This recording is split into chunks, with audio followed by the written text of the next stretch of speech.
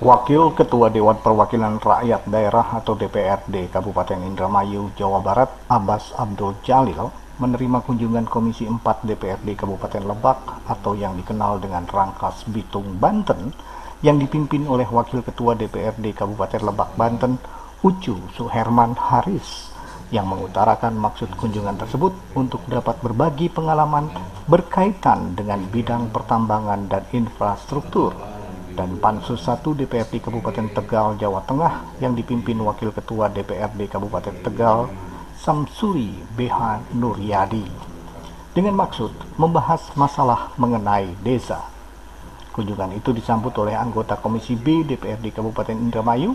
Hadir pula pada kesempatan tersebut beberapa SKPD yang terkait, antara lain BPMD, Bina Marga, bagian hukum dan bagian OTES Kabupaten Indramayu. Kalau Indramayu saya pikir karena sudah di bulan maju begitu Pak, jadi kami mohon juga satu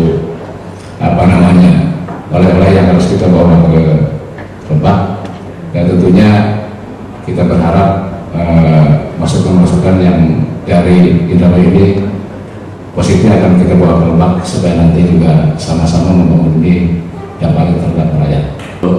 Hari ini hari yang merupakan berbahagia karena di samping tujuan ke Indramayu, kebetulan saya ketemu juga dengan sahabat-sahabat saya yang dari Lebak, sehingga pada forum hari ini sekalipun kita tujuannya adalah Indramayu, sekaligus nanti kita dapat sharing bersama banyak hal yang mungkin belum ada di Kabupaten Tegal dan perlu kita menimba ilmu dari teman-teman. Dalam pertemuan yang berjalan cukup singkat tersebut dimanfaatkan oleh Komisi 4 DPRD Kabupaten Lebak, Banten dan Pansus 1 Tegal, Jawa Tengah untuk melakukan dialog dengan anggota DPRD Kabupaten Indramayu dan SKPD Kabupaten Indramayu.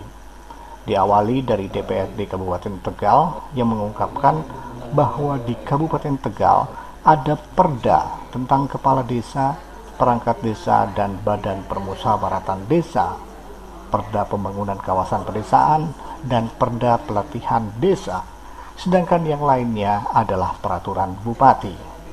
Selanjutnya, bagaimana tentang perekrutan perangkat desa, yang dijawab oleh SKPD yang berkaitan dengan desa, yaitu bagian OTDES Kabupaten Indramayu, yang menyatakan bahwa pengaturan mengenai perda mengenai desa di Kabupaten Indramayu baru masuk prolega tahun 2015, dan juga Kabupaten Indramayu menganut asas mandatori, di mana ketika pada Undang-Undang PP ada mandat untuk membuat perda, maka dibuatlah perda, tapi bila ada mandat perbuk, maka dibuatlah perbuk. Kami ini menganut azas barangkali mandatori saja Pak. Ketika Undang-Undang dan PP itu ada mandat untuk membuat perda, ya kita bikin perda. Kalau apabila ada mandat harus perbuk, maka kita bikin perbuk. Tetapi di dalam perda itu kita rancang barangkali satu perda saja yang menyangkut kedesaan semua. Lalu kemudian dijembatani apabila harus rinci, maka kita diamankan di dalam perda itu harus disusun melalui perbuk. Nah, kita sudah menyusun rancangannya saja baru Pak.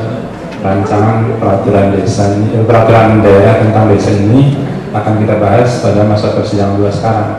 Dan draft yang sudah ada kita tadi sudah disampaikan oleh Pak Iwan bahwa kita global saja Pak, peraturan daerah tentang desa. Jadi nanti untuk yang lebih rinci yang mengenai keuangan desa dan sebagainya kita delegasikan ke peraturan bupati, karena biasanya itu peraturan-peraturan yang lebih rinci itu nanti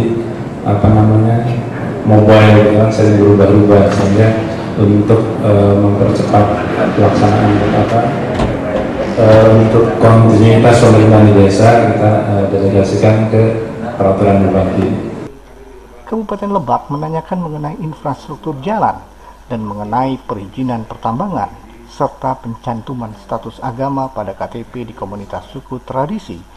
Seperti di Banten ada suku Baduy, kalau di Indramayu ada suku Dayak Losarang. mengenai infrastruktur jalan di Jawa Poli Bina Marga yang mengungkapkan bahwa untuk infrastruktur jalan di Indramayu sejak tahun 2008 telah menggunakan beton dan sebagian hot mix, yaitu sudah 90% jalan di Indramayu menggunakan beton dengan biaya 2 sampai dengan 2,5 miliar per kilometer dan hot mix 750 juta rupiah per kilometer. Tahun 2008 kita sudah menggunakan beton, Pak. Jadi kita sudah beton hampir 7 tahun, Pak. Jadi kita dari tahun 2008 sampai sekarang kita menggunakan beton, Pak. Hampir 90 sampai 70 sampai 90% kita menggunakan beton. Untuk harga beton sendiri bahwa itu tergantung existing, Pak. Artinya bahwa kalau kita ngambil rata-rata, Pak, artinya eksistensinya adalah jenis kerusakan yang ada di lapangan. Bahwa kita untuk beton sendiri untuk per kilometernya itu antara 2 sampai 2,5 miliar per kilometer, Pak, untuk beton. Sedangkan untuk hot mix sendiri 750 juta. Untuk perizinan pertambangan di Indramayu tidak ada pertambangan, hanya ada status C. Sedangkan mengenai status agama di suku Dayak Losarang Indramayu diungkapkan oleh Wakil Ketua DPRD Indramayu Abbas Abdul Jalil yang lebih mengetahui karena Dayak Losarang ini awalnya adalah perguruan silat. Tahu-tahu pada tahun 98-99 berubah, akhirnya seperti orang Dayak.